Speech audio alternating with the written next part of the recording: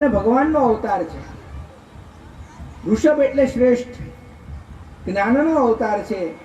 અને સાધુ સંન્યાસી ઋષિ મુનિઓએ કઈ રીતે રહેવું એની આચાર સંહિતા એ આ ઋષભદેવે આપી છે. એકવાર ઋષિ મુનિઓએ ભગવાન શિવજીને પૂછ્યું છે કે માનવીના 4 આશ્રમ છે: બ્રહ્મચર્યાશ્રમ, ગૃહસ્થાશ્રમ, વાનપ્રસ્થાશ્રમ અને સંન્યાસાશ્રમ. સૌથી શ્રેષ્ઠ કયો છે? ત્યારે શિવજી જવાબ આપે છે, તરત જ વિચાર્યા વગર, પહેલેથી જ ખબર છે કે ધન્ય ગૃહસ્થાશ્રમ, ધન્ય ગૃહસ્થાશ્રમ, ધન્ય ગૃહસ્થાશ્રમ. ગૃહસ્થાશ્રમ સૌથી શ્રેષ્ઠ છે. આપણે બધા ગૃહસ્થાશ્રમી છીએ. ગૃહસ્થાશ્રમ એટલે ઘરમાં રહીને ભગવાનને મેળવવાના છે, જંગલમાં જવાનું નથી. ઋષભદેવે જ્ઞાનીઓ પરમહંસો કઈ રીતે રહે એની આચાર સંહિતા બતાવી છે. અનેક સિદ્ધિઓ પ્રાપ્ત કરી છે, પરંતુ સિદ્ધિના મોહમાં ફસાયા નથી. સિદ્ધિ મળે એટલે માણસ ભગવાનને ભજી શકતો નથી. કોઈ પણ સિદ્ધિ મળે એટલે એના મોહમાં ફસાય છે, ભગવાન એનાથી દૂર થઈ જાય છે. ઋષભદેવને અનેક સિદ્ધિ મળી અને એ સિદ્ધિઓના મોહની અંદર એ ફસાયા નથી. પોતે ગૃહસ્થાશ્રમમાં રહ્યા છે. એકવાર વરસાદ ન વરસ્યો, એમણે પોતાની સિદ્ધિઓથી ઈચ્છિત વરસાદ વરસાવ્યો છે. પોતે વરસાદ બનીને પોતાના ખેતરોમાં જ્યાં જેટલા પાણીની જરૂર હોય ત્યાં એટલું પાણી ઋષભદેવે વરસાવ્યું છે. અને અંતે ઇન્દ્ર પોતે ઋષભદેવ પાસે જાય છે અને પોતાની જયંતી નામની દીકરીને ઋષભદેવ સાથે લગ્ન કરાવે છે. એમને 100 પુત્ર થયા છે. એ પછી એમણે પોતાના પુત્રોને ઉપદેશ આપી પરમહંસ ધર્મ સ્વીકાર્યો છે અને વનમાં જઈને અગ્નિની અંદર કર્ણાટકમાં એ પોતે દેહ ત્યાગ કરે છે અને અગ્નિની અંદર પ્રવેશી જાય છે. એમને ખબર છે કે અગ્નિ શરીરને બાળે છે, આત્માને કોઈ બાળી શકતું નથી. એમના પુત્ર છે ભરત. પરમહંસોના 2 પ્રકાર છે, એક જ્ઞાની પરમહંસ અને બીજા ભાગવત પરમહંસ. ઋષભદેવ જ્ઞાની પરમહંસ આવે છે અને ભરતજી જે છે એ ભાગવત પરમહંસ છે. સુખદેવજી પોતાની કથામાં સમગ્ર કથા દરમિયાન કેટલાને વંદન કરે છે? તો ઋષભદેવને વંદન કરે છે સુખદેવજી મહારાજ. નમો ભગવતે ઋષભાય તસ્મૈ. ભાગવતમાં સુખદેવજી મહારાજ જેવો વિરક્ત સાધુ એ ઋષભદેવને વંદન કરે છે. ભગવાન નારાયણના મોહિની સ્વરૂપને વંદન કરે છે. મત્સ્ય ભગવાનને વંદન કરે છે અને કૃષ્ણને વંદન કરે છે. કૃષ્ણમ વંદે જગદગુરુ. ઋષભદેવના પુત્ર ભરત છે. ભરતજી પરમ ભાગવત છે, ભગવાનની ખૂબ ભક્તિ કરનારા છે અને એ કહે છે કે ભગવાન અનેક યજ્ઞો કરે છે. આપણા બધાની તકલીફ એ છે કે નાવડી પાણીમાં હોય તો નાવડી તરે છે, પણ નાવડીમાં પાણી આવી જાય તો નાવડી ડૂબી જાય છે. અહીંયા આપણે બધા સંસારમાં રહીએ એનો વાંધો નહીં, પણ સંસાર આપણામાં આવી જાય ત્યારે આપણે ડૂબીએ છીએ. રાજ્ય છોડ્યું, બધું જ છોડ્યું, સાધુ અવધૂત સ્વરૂપ ધારણ કર્યું છે અને નદી કિનારે એકવાર સેવા પૂજા કરવા જાય છે. ત્યારે એક હરણી નદી કૂદવાનો પ્રયત્ન કરે છે ને એ વખતે નદીની અંદર એ હરણી ગર્ભવતી હતી, એનું બાળક પડી જાય છે, હરણનું બચ્ચું પડી જાય છે અને ઋષભદેવના પુત્ર એ આ નાભી રાજાના પુત્ર એ અને ઉઠાવી લે છે હરણના બચ્ચાને. હરી ભૂલાય છે અને હરિણ બચ્ચું એમને યાદ રહી જાય છે. નાના જન્મેલા બાળકના હરણના બચ્ચાને સાચવે છે. વિચારે છે કે આ હરણની માં મરી ગઈ છે, એનું કોઈ નથી, હું એની માં છું, હું એનો બાપ છું, મારે એનું ધ્યાન રાખવું જોઈએ, મારે એનું પાલન પોષણ કરવું જોઈએ. ત્યારે ભગવાન કહે છે કે તું ભારે ભૂલ કરે છે. સૌ કોઈનું પાલન પોષણ કરનાર એ પરમાત્મા છે. તમને બધાને ખબર હશે બહેનોને કે રન્નાદે માતા સૂર્યનારાયણની પરીક્ષા કરે છે અને કહે છે કે તમે બધાનું પાલન પોષણ કરીને જમો છો, તો કીડીને ડબ્બીમાં બંધ કરી દે છે અને કીડી વિચારે છે કીડી તો મરી જશે ભૂખ્યા પેટે, રાત પડીને આવ્યા ને કહે કે તમે તેમ કહેતા હતા કે બધાને જમાડીને જમો છો, તો આ કીડી તો ભૂખી છે. ભગવાન કે જો, સૂર્યનારાયણ કહે છે, તો એમાં એમને અહીંયા જે ચાંદલો કર્યો હોય એનો એક ચોખ્ખો પડી ગયો હોય છે અને ચોખ્ખો બેઠી બેઠી કીડી ખાય છે. પછી બે વચ્ચે ઝઘડો થાય છે, દરેકના ઘરમાં થાય. એમ ભગવાનને ઘેરે ઝઘડા થાય. ભગવાન બધાનું પાલન પોષણ કરે છે. બધાને કીડીને કણ, હાથીને મણ બધું જ ભગવાન આપે છે. હવે હરણના બાળકની સતત ચિંતા કરે છે. કાળ આવી પહોંચ્યો છે, મૃત્યુ નજીક આવ્યું છે, પરંતુ એમના મનમાં મૃત્યુનો વિચાર નથી, પરંતુ આ બાળક હરણનું શું થશે એ વિચાર કરે છે. અને પરિણામ સ્વરૂપે બીજો જન્મ એમનો હરણ તરીકે આવે છે. હરણ બન્યા, પરંતુ પૂર્વજન્મની કથા પરમાત્માની કૃપાથી એમને યાદ રહે છે, એટલે કોઈનામાં આસક્તિ રાખતા નથી. ફરીથી નિયમ પ્રમાણે એ શરીર હરણના બાળનું છોડ્યું છે અને પોતે એક બ્રાહ્મણને ત્યાં જન્મ્યા છે. ભક્તિના પ્રભાવથી એમને પોતાના તમામ પાછલા જન્મોનું જ્ઞાન હતું અને વિચારે છે એક નાનકડી હરણના બાળકની આસક્તિને લીધે મારે ફરી ફરી જન્મવું પડ્યું. હવે આ જન્મમાં કોઈ પણ જાતની મારે આસક્તિ રાખવી નથી, કોઈની માયા રાખવી નથી. આથી જળની જેમ રહે છે. આથી એમને જળ ભરત કહેવામાં આવે. બધું જ છોડ્યું પણ ભજન નથી છોડ્યું. જળ ભરત કહેવાય છે એટલા માટે કે કોઈનું સાંભળતા નથી, કે બોલતા નથી, મૂંગા મૂંગા રહે છે. એક ભીલ રાજાને સંતાન નતું, એ બલિ કરવા માટે એમને પકડીને લઈ જાય છે. ત્યાં ખુદ મહાકાળી પ્રગટ થાય છે અને એ ભીલ રાજાનો વધ કરે છે. હવે એકવાર સિંધુ સૌવીર દેશનો રાજા રહુગણ કપિલ મુનિ પાસે બ્રહ્મજ્ઞાન મેળવવા જાય છે અને એની પાલખી ડગમગતી હોય છે. પૂછે છે કેમ પાલખી ડગમગે છે? ત્યારે કહે છે કે આપણી પાલખી ઉપાડનાર માણસ ઘટે છે. તો એ જળ ભરતને જુએ છે કે તને બોલાવી લો, આ તગડો માણસ છે, ખાધેલ પીધેલ છે, પાલખી ઉઠાવે. જળ ભરત ને કહે છે પાલખી ઉઠાવો. જળ ભરત પાલખી ઉઠાવવામાં મદદ કરે છે. જળ ભરતને કીડી મકોડામાં પણ ભગવાન દેખાય છે કે ભાઈ કીડી મકોડું મરવું ના જોઈએ આપણા પગ નીચે, એટલે કોઈ મરે નહીં એનું ધ્યાન રાખે છે. હવે જળ ભરતની ટીકા કરે છે, કારણ કે ચાલે છે તો એમની ચાલવાની પદ્ધતિ સરળ નથી. કૂદતા કૂદતા ચાલે છે. અંદર રાજા પાલખીમાં હલે છે.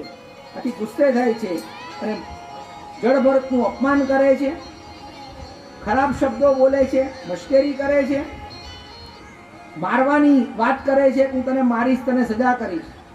ભરતજી વિચારે છે કે આ રાજા મારું અપમાન કરે છે એ વાત મહત્વની નથી, પરંતુ મારા ખભા ઉપર બેસીને, એક સંતના ખભા પર બેસીને આ બ્રહ્મજ્ઞાન મેળવવા જાય છે, તો એને બ્રહ્મજ્ઞાન ક્યાંથી મળશે? સંત સમાગમની અસર એની પર થવી જ જોઈએ અને સંતની સાથે બે ડગલા ચાલીએ તોય પુણ્ય છે. જળ ભરત બોલે છે કે જીવન અને મરણ એ તો દેહની અવસ્થા છે, આત્માની કોઈ અવસ્થા નથી. તું કોને મારવાની વાત કરે છે? સૌના સ્વામી તું મારો સ્વામી નથી. હું તારી નોકરી નથી કરતો. સૌના સ્વામી ભગવાન શ્રી કૃષ્ણ છે. જીવ માત્ર ભગવાનના સેવક છે અને તું પોતે મારો સ્વામી છું એમ કે છે, કઈ રીતે? આથી રહુગણ રાજાને લાગ્યું કે જેને હું જડ વ્યક્તિ સમજું છું એ કોઈ જડ નથી, કોઈ સંત છે, પોતાનું સ્વરૂપ છુપાવીને ફરે છે. આથી પાલખીમાંથી ઉતરી જાય છે અને પાલખીમાંથી ઉતરી જળ ભરતના ચરણોમાં મસ્તક નમાવે છે, દંડવત કરે છે, પોતે કરેલા અપરાધની ક્ષમા માંગે છે.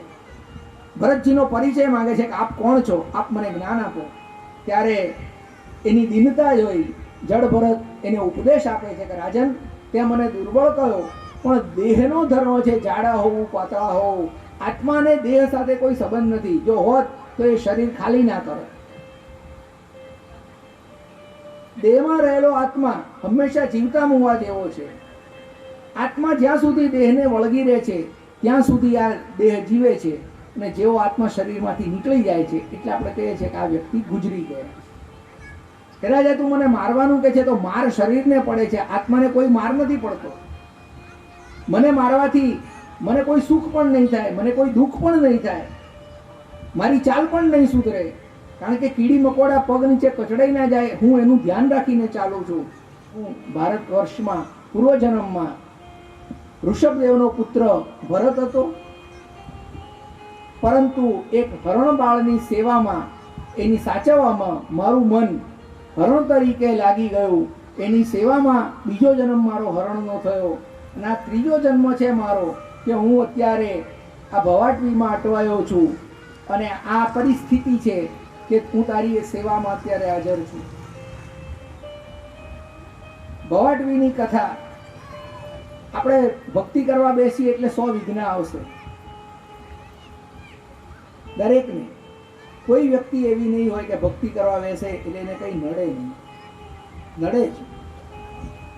ભક્તિ કરવા બેસીએ એટલે સંસારના અવરોધો આપણને નડે છે. જીવ ભવાટવીમાં અટવાય છે.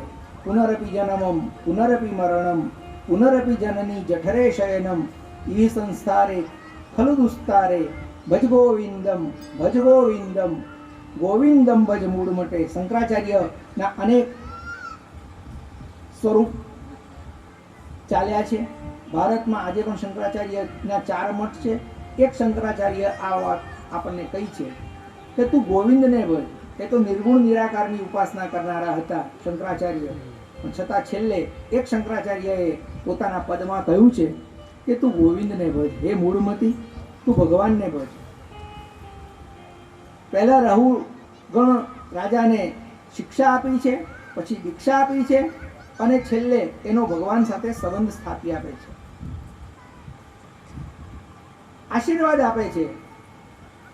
ત્યારે રઘુગણ રાજા કૃતાર્થ થયા છે અને કહ્યું, હે ગુરુદેવ, પ્રભુ ભજનમાં રત એવા પરમ ભક્તનો આજે મને સત્સંગ થયો. આપના સંગથી મારો અવિવેક દૂર થયો છે. હું આપને વંદન કરું છું. અને ભરતજી ફરીથી પાછા વિહાર કરવા નીકળી જાય છે. માનવને કોઈ સંત સમાગમ થાય છે, એ માનવ દેહની અત્યાર સુધીમાં ખૂબ નિંદા થઈ છે, પરંતુ પંચમ સ્કંદમાં અંતમાં માનવ દેહની નિંદા નથી કરી, પણ એ સ્તુતિ કરી છે દેવોએ. દેવોએ પણ કહ્યું કે ધન્ય છે માનવ દેહ, કે જે માનવ પરમાત્મા સુધી નર નારાયણ બની શકે છે. પરંતુ અમે દેવો છીએ, પરંતુ અમે ભક્તિ કરી શકતા નથી, ભગવાનનું નામ લઈ શકતા નથી. ધન્ય છે ભારત ભૂમિ, કે ભારત ભૂમિમાં તમને દેહ મળ્યો છે. એનું મૂલ્ય સમજજો, ભગવાનને સતત સાથે રાખજો, ભગવાનનું નામ સતત લેજો. અને એ પછી વ્યાસજી ભૂગોળનું વર્ણન કરે છે. અહીંયા પંચમ સ્કંદ પૂર્ણ થાય છે. કૃષ્ણ કનૈયા લાલ કી જય. છઠ્ઠા સ્કંદ બધાને થયું લંકા કિનારે કે રામ નામથી પથ્થર કરી જાય છે, તો રામને પણ થયું કે મારા નામથી પથ્થર કરતા હોય તો લાવો ને એક પથ્થર પર હું રામ લખી અને સમુદ્રમાં નાખું. તો ભગવાને રામ નામ પોતાના હાથે લખીને પથ્થર નાખ્યો તો ડૂબી ગયો. બધા વાનર જે નામ લખીને નાખે છે એ પથ્થર તરે છે. ભગવાને નામ લખ્યું રામ અને એ પથ્થર ડૂબી ગયો, એટલે ભગવાનને શરમ લાગી કે આવું કેમ. ત્યારે હનુમાનજી ત્યાં ઊભા હતા. એમણે કહ્યું, પ્રભુ તમારા નામથી પથરા તર્યા, અમે લોકોએ તરાયા નથી, તમે તરાયા છો. પણ તમે જે પથ્થર પર રામ નામ લખ્યું હોય તમે એને છોડી દો, એ ડૂબી જ જાય. રામજીએ એ વસ્તુ સ્વીકારી. રામ નામમાં જેટલી તાકાત છે, રામ નામે જેટલાને તાર્યા છે એટલા કદાચ એમના જીવતા જેટલા નથી તર્યા, એમના અવતાર લીલામાં જેટલા નથી તર્યા એટલા તર્યા છે. જનાબાઈ ધૂન તો લેવી જ પડશે, મન તો મારાથી તો નહીં જ લેવાય, પણ તમારે લેવાની છે. ખાલી 2 મિનિટ મન થાય છે સાંભળવાનું એટલા માટે. જનાબાઈ નામદેવના બેન, એમના છાણા ચોરાય છે. માતાઓને ખબર હશે, દાદાને ખબર હશે, બધાને છાણા ચોરાઈ જાય છે. તો બધાના છાણા તો થાપેલા સરખા જ હોય, એટલે એમણે ફરિયાદ કરી રાજાને કે ભાઈ મારા છાણા ચોરાઈ ગયા. હવે આવી નાનકડી બાબતમાં રાજા સુધી વાત પહોંચી. રાજા કે એવી સાબિતી કઈ કે આ છાણા તમારા છે. ત્યારે જનાબાઈ કહે છે કે મારા છાણામાંથી વિઠ્ઠલ વિઠ્ઠલનો અવાજ આવશે. તમે એ છાણા ઉપાડો ને સાંભળો તો અંદરથી એ ધૂન નીકળશે, કારણ કે છાણા થાપતા થાપતા હું એ બોલતી હોઉં છું સતત, અને એ ધૂન બોલવાથી એ મારા છાણા પણ વિઠ્ઠલ વિઠ્ઠલની ધૂન બોલે છે. તો એ તમે શોધી લો. અને રાજાએ જેટલા છાણા ઉપાડ્યા એમાંથી જેટલા છાણામાંથી વિઠ્ઠલ વિઠ્ઠલનો અવાજ આવ્યો, એ છાણા જનાબાઈના છે એમ કહી અને એ છાણા જનાબાઈને અપાવે છે. આપણે પણ શ્રીમન નારાયણ નારાયણ નારાયણ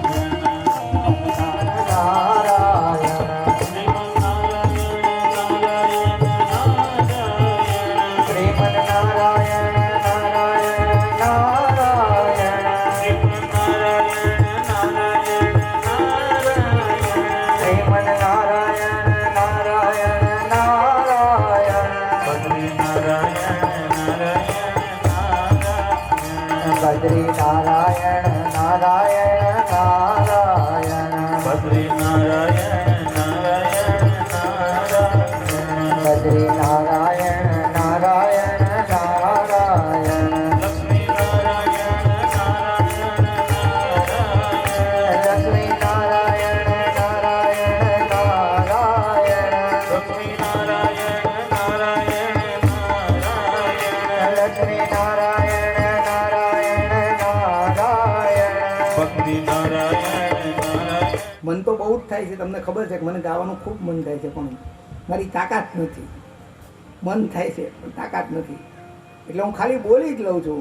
મીરાબાઈએ કહ્યું કે બોલમાં બોલમાં બોલમાં રે રાધા કૃષ્ણ વિના બીજું બોલમાં, સાકર શેરડીનો સ્વાદ ત્યજીને કડવો તે લીમડો ઘોળમાં રે રાધા કૃષ્ણ વિના બીજું બોલમાં. આ નામ સ્મરણનો મહિમા છે.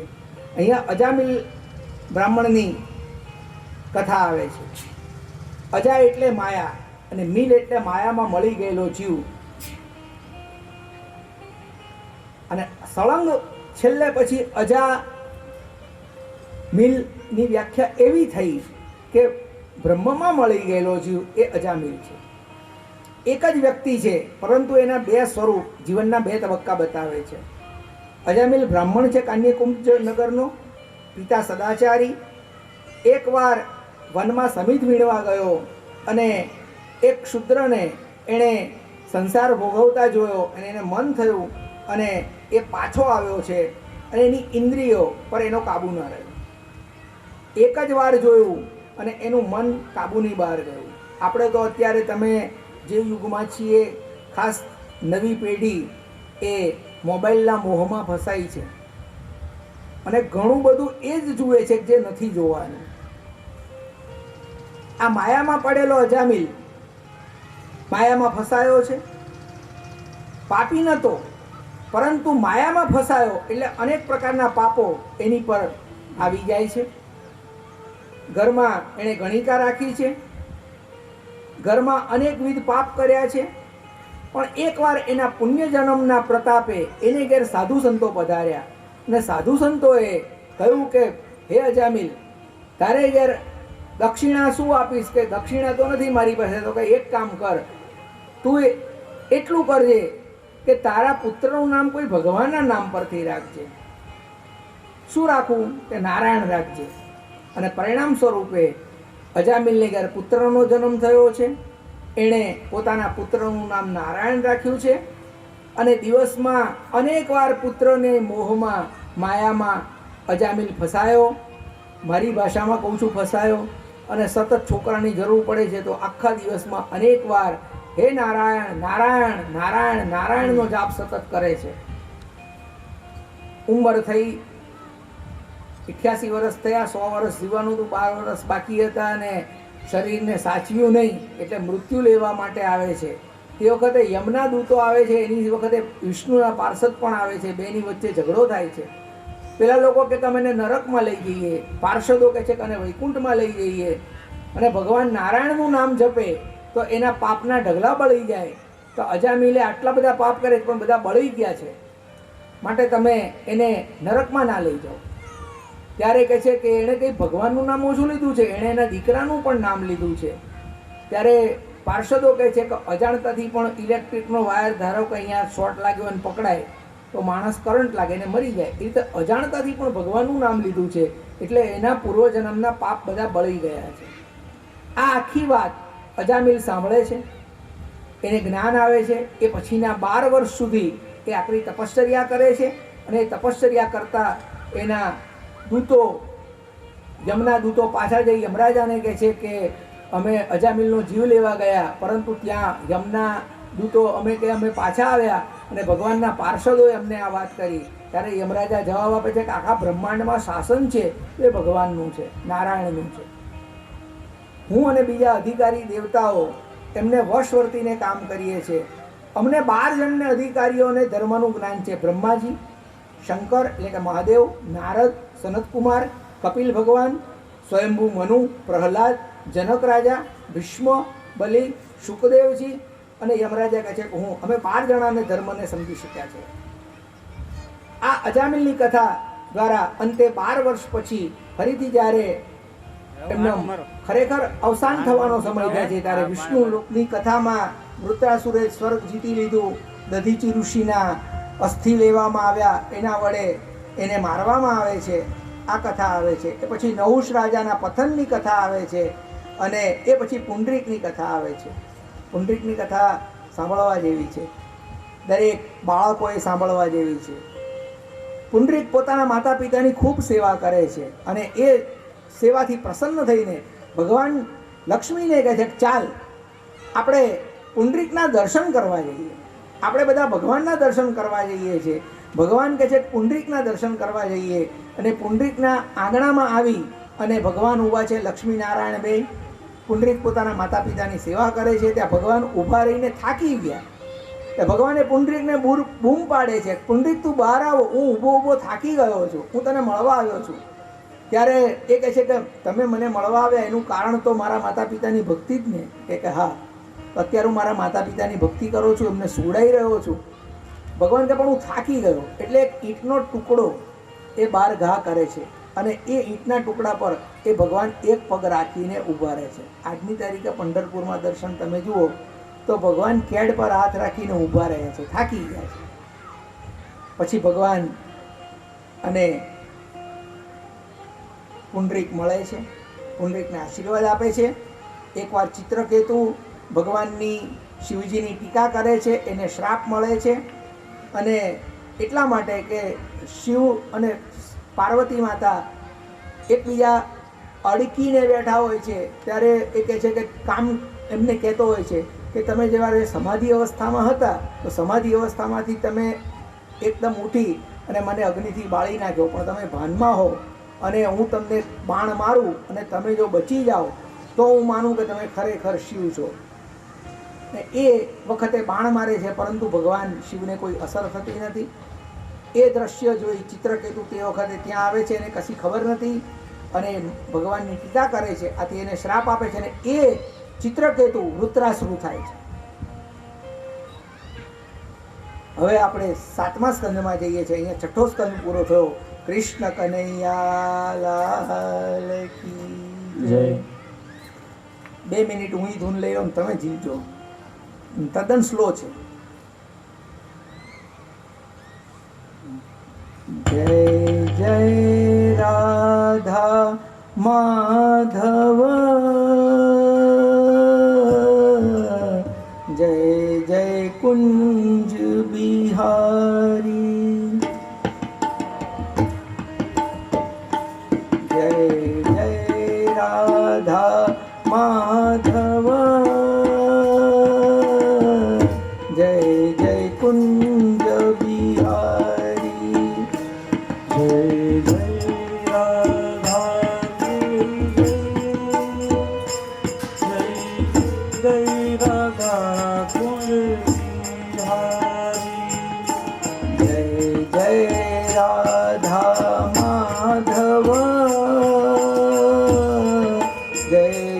कुंज बिहारी, जय जय राधा माधव, जय जय कुंज बिहारी.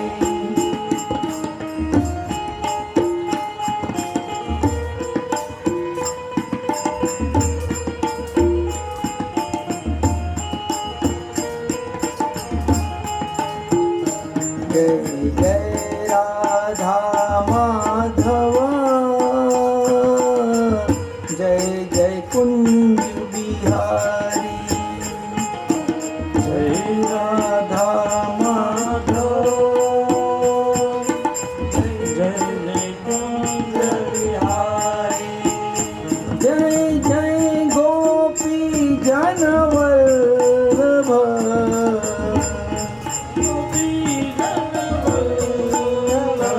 જય જય ગોપી જનવલ્લભ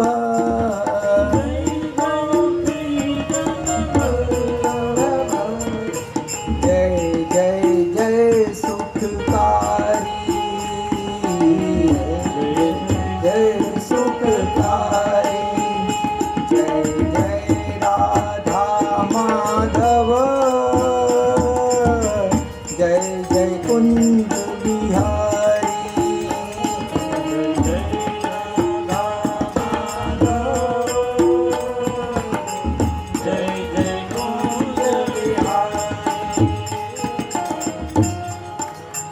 કૃષ્ણ કનૈયા લાલ કી જય.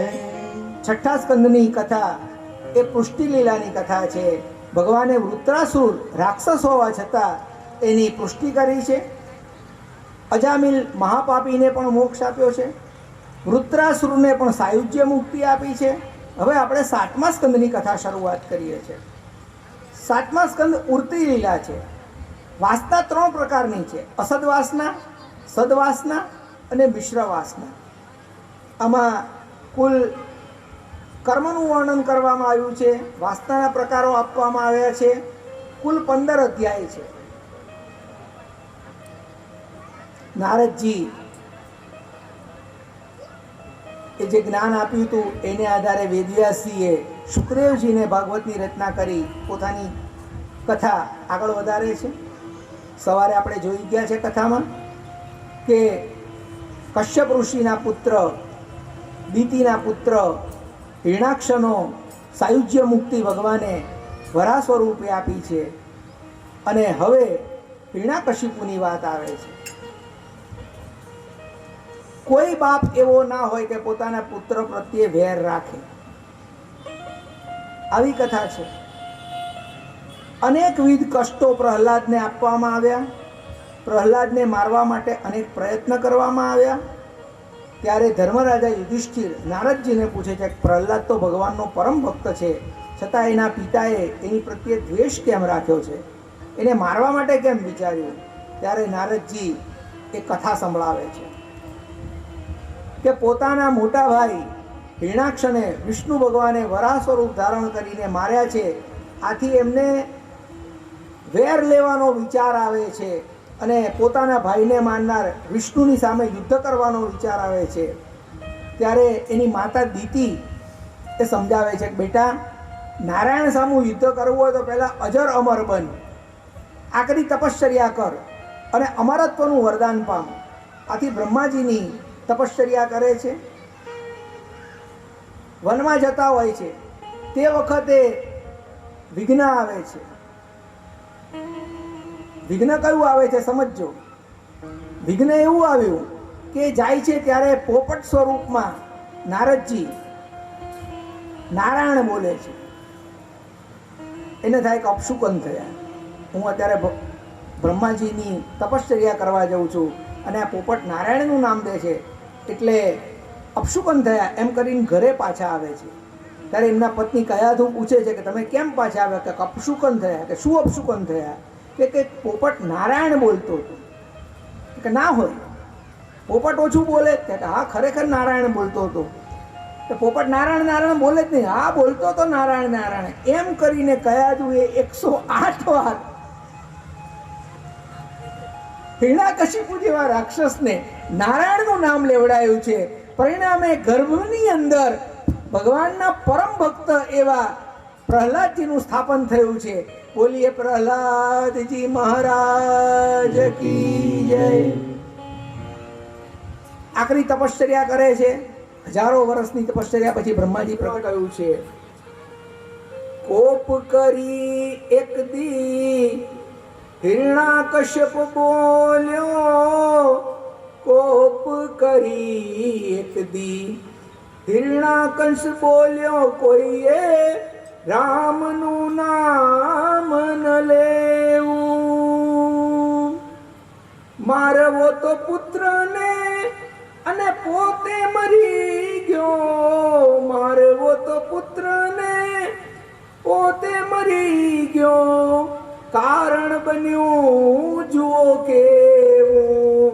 દુનિયામાં રામ રાખે તેમ રહેવું. સંસારમાં પ્રભુજી રાખે તેમ રહેવું. વૈશાખ સુદ 14 સંધ્યાકાળે પંજાબમાં નૃસિંહ ભગવાન પ્રગટ્યા છે અને એમના અવાજમાં ગર્જનામાં ગુરુર ગુરુર શબ્દ સંભળાય છે. નરસિંહ ભગવાન એમ સૂચવે છે કે ગુરુ વગર જ્ઞાન મળતું નથી.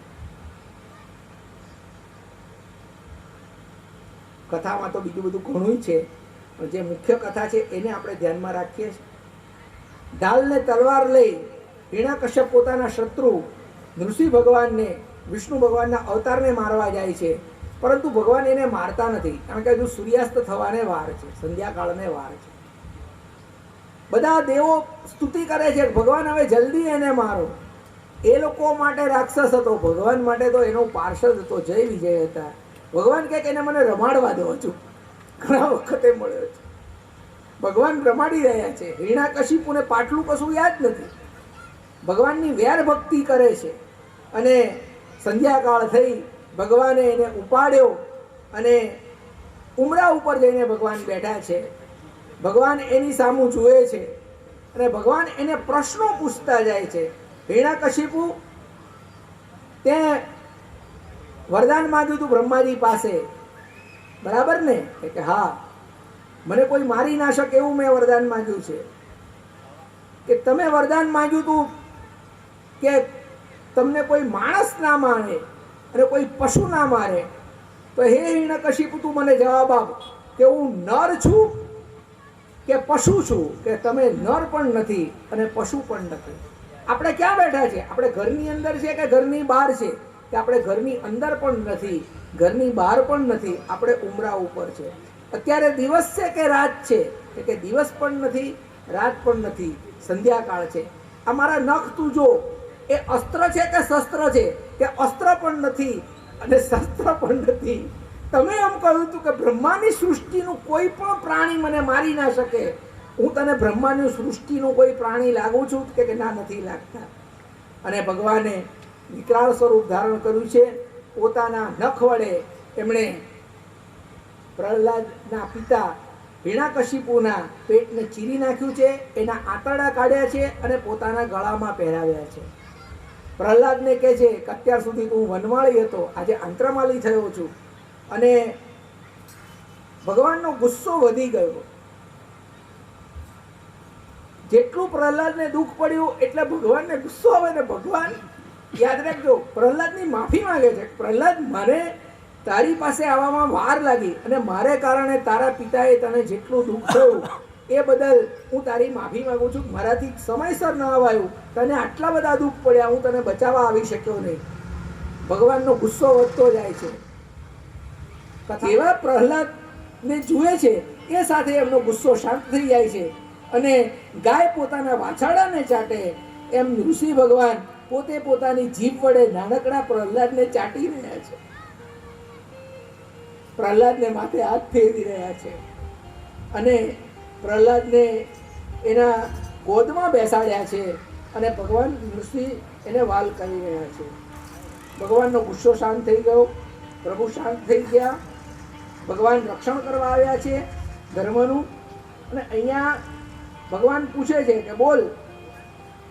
ભગવાન પ્રહલાદ સ્તુતિ કરે છે ઋષિ ભગવાનની કે મોટા મોટા સાધુ સંતો, ઋષિ મુનિઓ, બ્રહ્માજી આપણી સ્તુતિ કરી, અનેક વર્ષો સુધી તમારી તપશ્ચર્યા કરી, છતાં તમારો સાક્ષાત્કાર થયો નથી.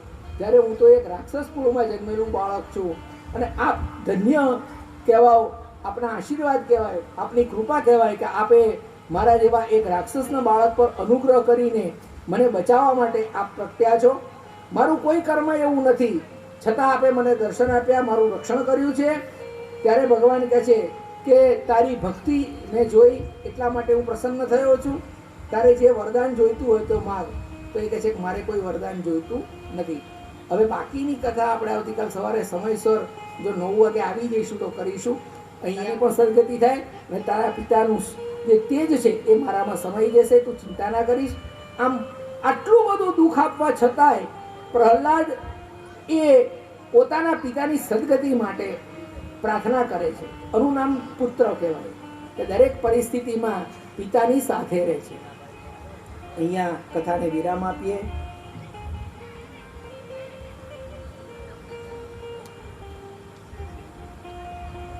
આવતીકાલે સવારે આવી જ જાઓ. આવી ગયા.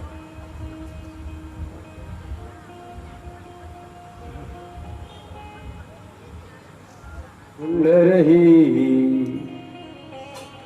किसी ने मेरा श्याम देखा, राधा ढूंढ रही किसी ने मेरा श्याम देखा, राधा ढूंढ रही किसी ने मेरा श्याम देखा. हमारे गोपी मंडल ढूंढ रही किसी ने मेरा श्याम देखा, राधा ढूंढ रही किसी ने मेरा श्याम देखा, राधा ढूंढ रही किसी ने मेरा श्याम देखा, राधा तेरा श्याम मैंने गोकुल में देखा, तेरा श्याम हमने गोकुल में देखा, हे राधा तेरा श्याम मैंने गोकुल में देखा,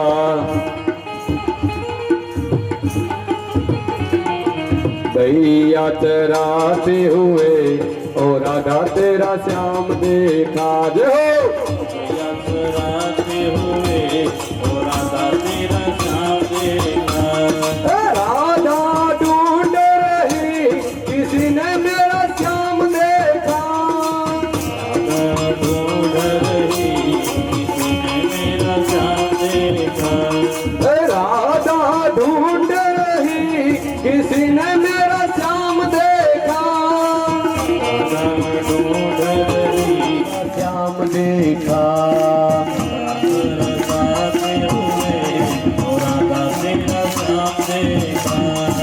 रास रचाते हुए राधा तेरा श्याम देखा, रास रचाते हुए राधा तेरा श्याम देखा, रास रचाते हुए राधा तेरा श्याम देखा, राधा ढूंढ रही किसी ने मेरा श्याम देखा, राधा ढूंढ रही किसी ने मेरा श्याम देखा, राधा ढूंढ रही किसी ने मेरा श्याम देखा, राधा ढूंढ रही किसी ने मेरा श्याम देखा, राधा तेरा श्याम हमने यमुना तट पर देखा, राधा तेरा श्याम हमने यमुना तट पर देखा, राधा तेरा श्याम हमने यमुना तट पर देखा, राधा तेरा श्याम हमने यमुना तट पर देखा, बंसी बजाते हुए ओ राधा तेरा श्याम देखा,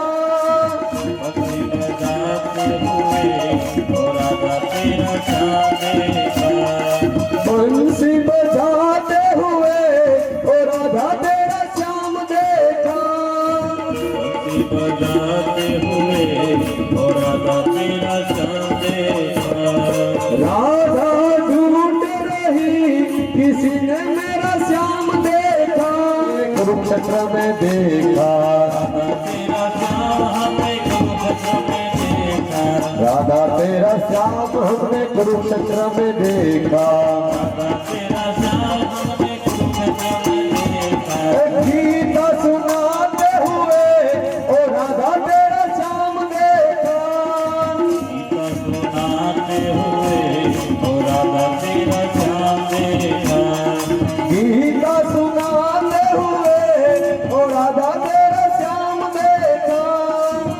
गीता सुनाते हुए ओ राधा तेरा श्याम देखा, राधा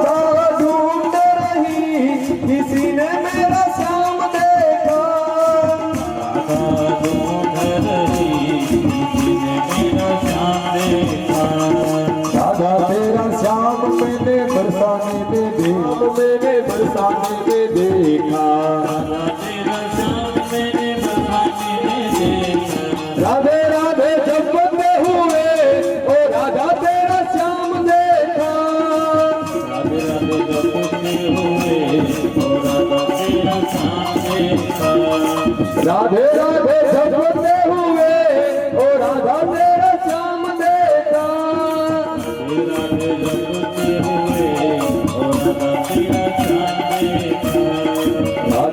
तेरा श्याम देखा राधा तेरा श्याम मैंने प्रभु कथा में देखा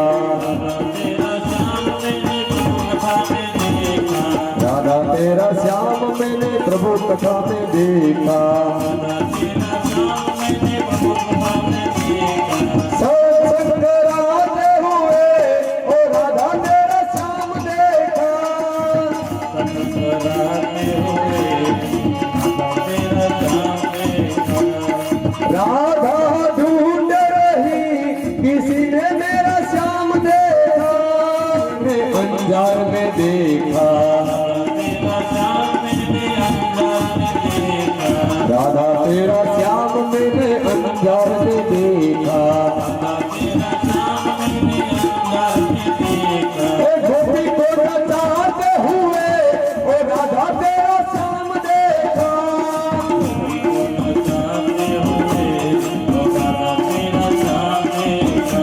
ओ गोपी को नचाते हुए ओ राधा तेरा श्याम देखा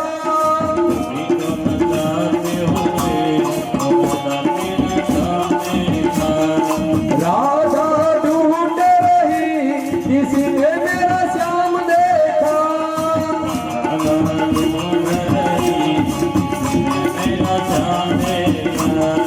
राधा ढूंढ रही किसी ने मेरा श्याम देखा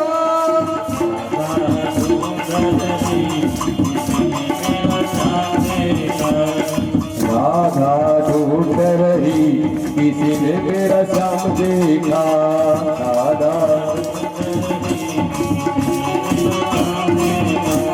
राधा ढूंढ रही किसी ने मेरा श्याम देखा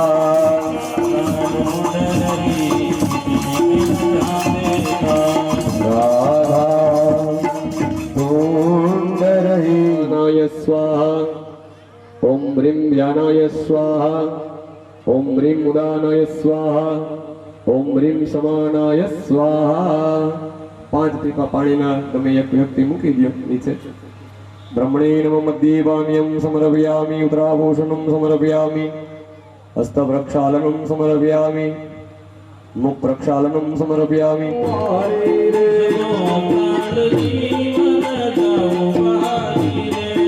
जमो ताळ जीवन जाऊ आरे रे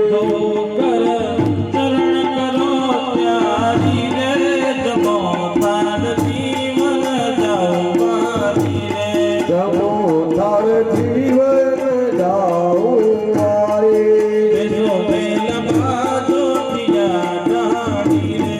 बिसो मेला बाजो तेरा दारी रे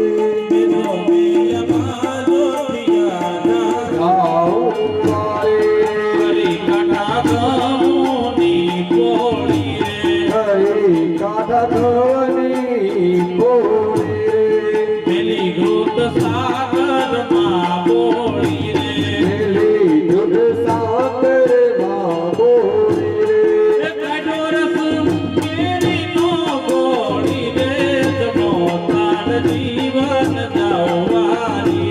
जगो थार जीवन जाऊ पारे गया सदा के बर फूल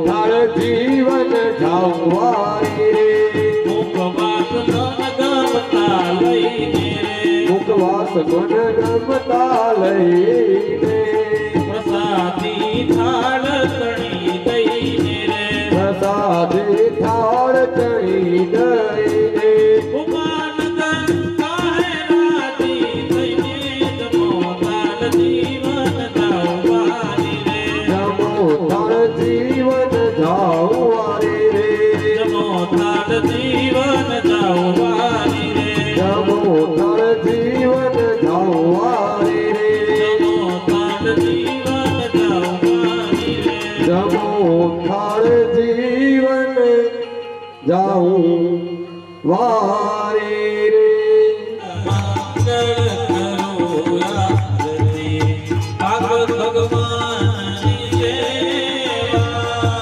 આનંદ મંગલ કરું આરતી ભાગવત ભગવાનની સેવા રે વાલા આનંદ મંગળ કરો આરતી ભાગવત ભગવાનની સેવા પ્રેમ ધરી મારા મંદિરે પધારો પ્રેમ ધરી મારા મંદિરે પધારો પ્રેમ ધરી મારા મંદિરે પધારો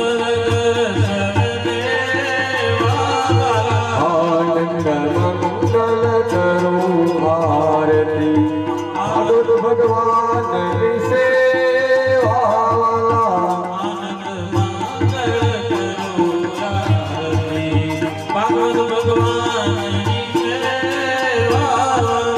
ત્રિભુવન તારણ ભદ્ર ઉધારણ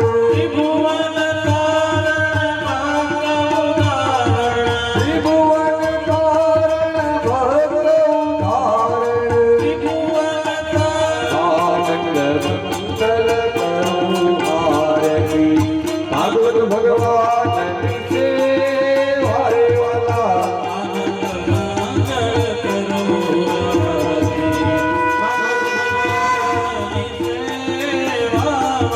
અડસઠ તીરથ મારા ભાગવતના ચરણે હે ગંગા જમુના રે વારે વાલા આનંદ મંગલ કરું આરતી ભાગવત ભગવાનની સેવા રે વાલા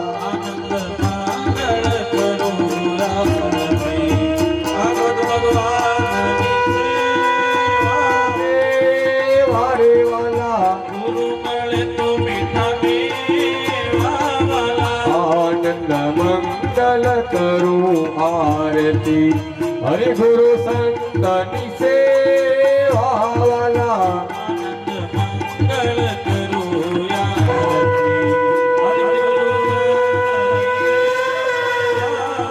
કર્પૂર ગૌરમ કરુણાવતારમ મંગલમ ભગવાન વિષ્ણુ મંગલમ ગરુડધ્વજ મંગલમ પુંડરીકાક્ષ મંગલાયતનો હરિ જય રાજા સખી જય રાજા સખી અખંડ બ્રહ્માંડ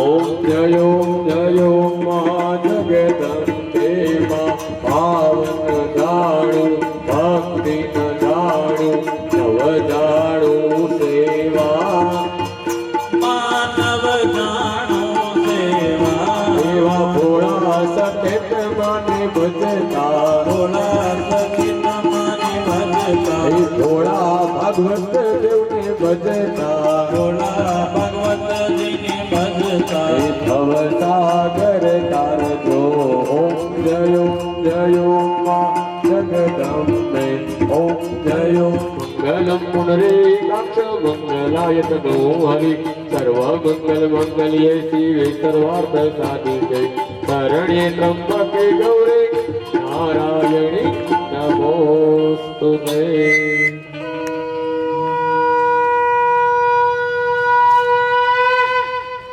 આરતી નીચે મૂકી પાણીની ધારાવડી આપી દેજો.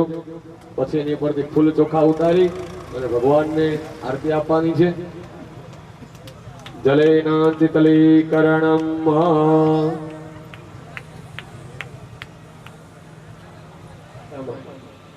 પૂર્વ પશ્ચિમ ઉત્તર દક્ષિણ દેવવંદનમ દેવાભે વંદનમ. પછી આરતી નીચે મૂકી તમે બે માણસ લઈ લો. આત્મરક્ષણાર્થે આત્મ્યામ વંદનમ.